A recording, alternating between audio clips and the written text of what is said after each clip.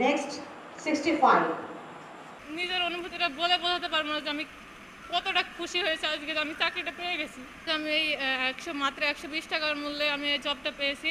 আমি দুইবার ব্যর্থ হয়েছিলাম। দুইবার ব্যর্থ হওয়ার পরে আমি আজকে নিজের যোগ্যতায় রিটেন পরীক্ষা দিয়েছি, মাঠ পরীক্ষা দিয়েছি, সব পরীক্ষা দিয়ে আমি পাশ করে আজকে আমি চাকরিটা পেয়েছি। তো আমি অনেক খুশি আজকে, আমার বাবা মাও অনেক খুশি যে আমি চাকরিটা পেয়ে গেছি। নিজের অনুভূতিটা বলে বোঝাতে পারবো না যে আমি কতটা খুশি হয়েছে আজকে যে আমি চাকরিটা পেয়ে গেছি। আমি বাবা মায়ের স্বপ্নটা পূরণ করতে পেরেছি, আমার নিজের স্বপ্নটা পূরণ করতে পেরেছি।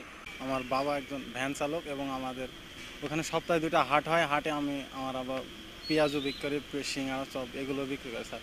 আর আমাদের বাড়ি করা জমিটুকু ছাড়া আর কোনো কিছু নাই, একটা গরু গয়লে নাই স্যার। এবার আমার অনেক চেষ্টা ছিল, আমার ছোটোকাল থেকে আমার বাবা আমাকে হাল ছাড়েনি, সেই হিসেবে আমার ছেলে একটা সরকারি চাকরি করবে। আমাদের 7 বংশে কেউ সরকারি চাকরি করে না স্যার। এই জন্য আমি খুব চেষ্টা করেছি স্যার, আল্লাহ আমার ফল দিছে এবং আমার বাপ মার দোয়া আমার কাজে লেগেছে এবং আল্লাহ আমাকে অবশেষে দিছে স্যার। এই জন্য আমি আল্লাহর কাছে হাজার হাজার শুকরিয়া আদায় করছি। আর এইখানে কোনো টাকা পয়সার সিস্টেম এরকম হয়নি, আর আমার সেমন সামর্থ্য নাই।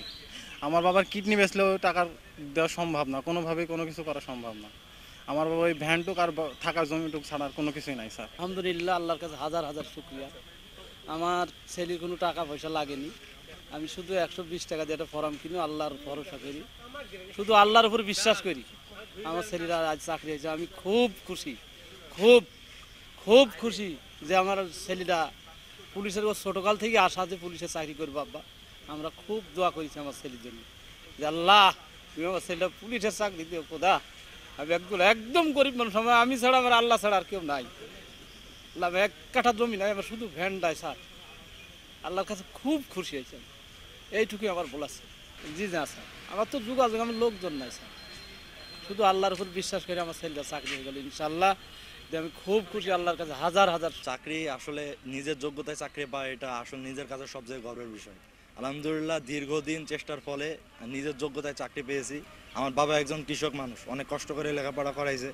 আজকের এই সাফল্যতা একটা অন্যরকম সাফল্যতা, যেটা ভাষায় প্রকাশ করার মতো না। তাই নিজের কাছে অনেক মানে নিজেকে মানে সাফল্য মনে হচ্ছে একটা। আমার বাবা, আমরা একটা মধ্যবিত্ত পরিবারের সন্তান, একটা চাকরি পাওয়া মানে বিশালই ব্যাপার। এই সময় একটা ফ্যামিলির হাল ধরা মানে মানে আমাদের কাছে অনেক কিছু পাওয়া। আমার বাবা মামাকে আমি যখন আমার নিজের মতো করে আমি যখন সেবা দিতে পারবো, এটা আমাদের কাছে সবচেয়ে বড় পাওয়া। বাংলাদেশ পুলিশ এই ধারণা থেকে বের হয়ে এসেছে এবং এর প্রমাণ হচ্ছে এই 11 জন।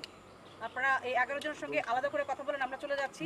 যদি এরকম কিছু পান আমাদেরকে জানাবেন, আমাদের উপকার হবে, যাতে মেহেরপুর জেলায় এরকম কোনো চিট বাটপার বা দালাল না থাকে। এদের কাছ থেকে আমরা যেন সাবধান হই, এরকম লোকদের দ্বারা যেন কেউ মেহেরপুরবাসী যেন প্রতারিত না হয়।